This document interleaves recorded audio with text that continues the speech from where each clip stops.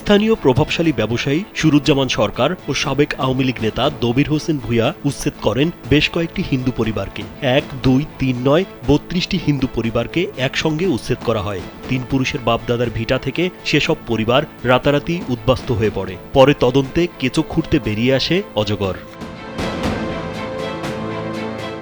ময়মনসিংহ শহরের প্রাণকেন্দ্র গাঙ্গিনার পাড় ট্রাফিক মোড়ের পাশে স্টুডিওর গলিতে এগোলেই বাম পাশে জেলা আওয়ামী লীগের কার্যালয়। সেটি পেরিয়ে কয়েক পা সামনে গেলেই দুটি রাস্তা, একটি বড় একটি সরু। বড় রাস্তাটি চলে গেছে শিববাড়ির দিকে, অন্যটি কানাগলি। কালবেলা টিমের গন্তব্য ওই কানাগলিতে। জায়গাটির নাম লালা লজ, সরকারি নাম এবি গুহ রোড, তবে স্থানীয়রা চেনেন লাইলিপট্টি নামে।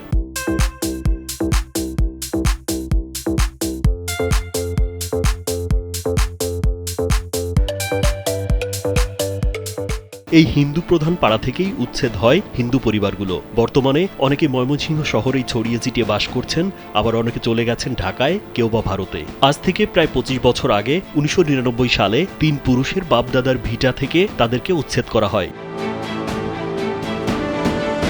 এই এলাকার আদি বাসিন্দারা জানান, পুরো পাড়াটির প্রকৃত মালিক ছিলেন লালাশঙ্কর রায়। তিনি ছিলেন স্থানীয় জমিদার পরিবারের সন্তান। সবার কাছে তিনি ছিলেন লালাবাবু নামে পরিচিত।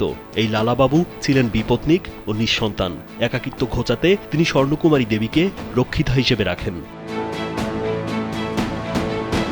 লালাশঙ্কর শেষ বয়সে স্বর্ণকুমারীর কাছে পাড়ার বসবাস করা ভাড়াটিয়াদের দেখভালের মৌখিক ক্ষমতা দেন। এ সময় এলাকার বাড়িগুলোতে ভাড়া থাকতেন 30টি হিন্দু ও 2টি মুসলিম পরিবার। এক একজনের সংসারে ছিল 4 থেকে 8 জন সদস্য।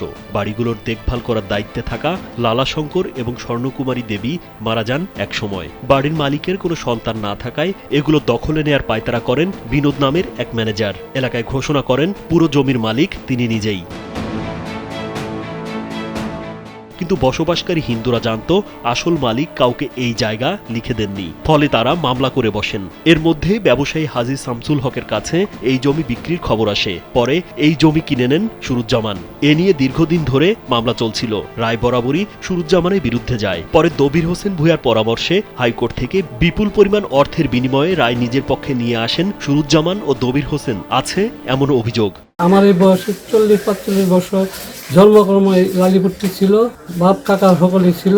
ভয়ভীতির কারণে আমার বাপ দাদারা কাছে তারা উচ্ছেদ করছে।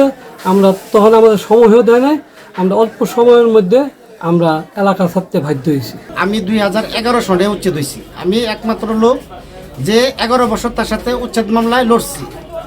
লড়ার পরে যে কোনোভাবেই হোক ডিগ্রিটা তারাই পাইছে। পাওয়ার পরে তারা এটা আমাকে উচ্ছেদ করছে। আর কোর্টের মাধ্যমে একটা একতরফা ডিগ্রি, যেটাতে বলা হয়েছিল যে কোনো দখলদারকে উচ্ছেদ করা যাবে না। স্বেচ্ছা যদি কোনো দখলদার জায়গা ছাড়ে তাহলে সে নিতে পারবে। কিন্তু দেখা গেল যে প্রকৃত অর্থে এখানে জোরপূর্বকই সবাইকে উচ্ছেদ করা হয়েছে। সরকারের পক্ষ থেকে একটি উচ্চ পর্যায়ের তদন্ত কমিটি এটি তদন্ত করুক।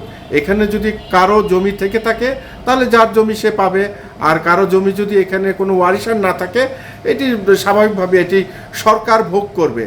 এ বিষয়ে সুরুজ্জামান সরকার জানান, সুপ্রিম কোর্ট থেকে রায় পেয়েছেন তিনি। পরে দবির হোসেন ভূঁইয়াও তার কাছ থেকেই জমি কিনেছেন বলে জানান তিনি।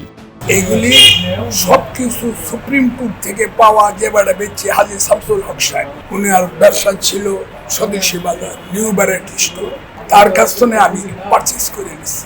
আমি কিন্তু সে আগে নেওয়ার পরে মামলা চামলা করার পরে সুপ্রিম কোর্টের রায়ের পরে আমি কিনে নিচ্ছি।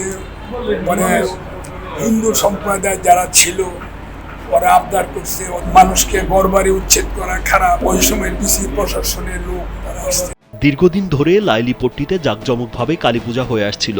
এর সুনাম পুরো শহরে ছিল। সুরুজ্জামান ও দবির গং প্রথমে সেই পূজা বন্ধ করেন। এরপর দবির হোসেন মিয়া নিজের সম্পত্তি হিসেবে এই জমি দয়াময় আশ্রমের নামে বিক্রি করেন। সেই আশ্রমটি এখনো আছে। রাজীব বিশ্বাস, কালবেলা।